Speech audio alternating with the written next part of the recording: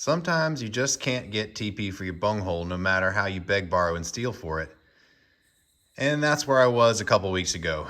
I was trying to install a bung into this aluminum elbow to put this intake air sensor in there, and it just wasn't working. Again, back to the whole theme of me not being a great welder, but at least trying to get by. Here's the first attempt. And I'll just be real honest with you, this was just a cascade of errors. So I'm not doing this really so much to tell you what to do, more to tell you what not to do. So the first thing I did was I didn't set my heat. I didn't practice. I set it in there. Big problem. The second thing that happened is right here, I pulled out a rod that I thought was aluminum, turned out to be stainless. So that didn't work. So I ended up cutting this all out and giving myself a big gap. Roundabout over here, I finally got enough heat in it to melt the two parts together, but by the time that I got enough heat to actually get these to fuse, you'll see that the heat got enough that right down in there on the threads melted through. So then I got real disgusted and I was gonna give up, but I decided to give it one more try. But because I'd already turned the gas off for the night, when I went to give it one more try, I basically welded without any shielding gas.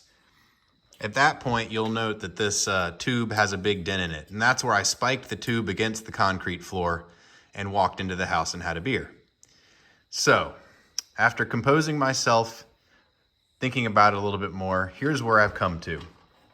So here's the kind of bung that I was using before. This isn't the same size, a little smaller, but just to demonstrate, it's got a really small lip on it. And so there's not a lot of material here to really work with. So what I did is I went ahead and bought a different type of bung. This one has a lot bigger shoulder on it and it's got a lot more depth. So I'm hoping that's gonna help me get heat to the part that needs it, which is this part with protecting the threads.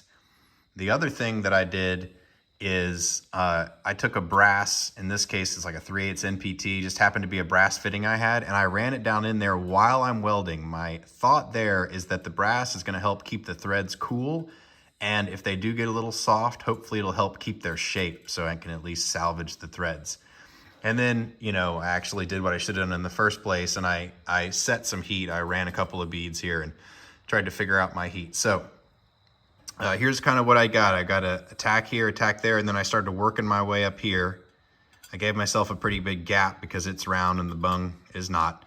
But it's seemingly working. I checked the threads, they're working. So this is a scrap piece now, so I'm just doing a test fitting. That's the other thing I did, was bought like 4 of these bungs so I can really be sure that I got it right before I scrap another $45 piece of tube.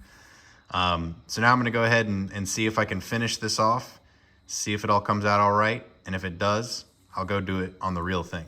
What shall we do with the drunken sailor? What shall we do with the drunken sailor? What shall we do with the drunken sailor? Early in the morning, way day and up she rises, way day and up she rises, way day and up she rises, early in the morning. Put him in the longboat until he's sober, put him in the longboat until he's sober, put him in the longboat until he's sober, early in the morning. Praise be to Beavis. It actually worked. Yeah, as you can tell, these aren't anything you can write home about with regards to the welds, but they're there. No major holes in it around the side, and if you look down in the threads, if it ever focuses, the threads are still intact. So I think switching to this bung with a thicker shoulder was pretty critical. Also, using this brass fitting as like a heat wick, that got really hot while I was welding, so I think, you know, I don't know if that actually did anything or not, call it Dumbo's feather, but that worked really well. In fact, if I could have got a solid plug, that probably would have been better, but I didn't have one on hand.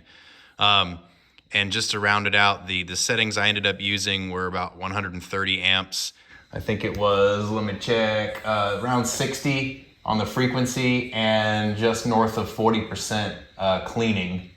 So again, take this for what it's worth. Your mileage may vary, but give it a try.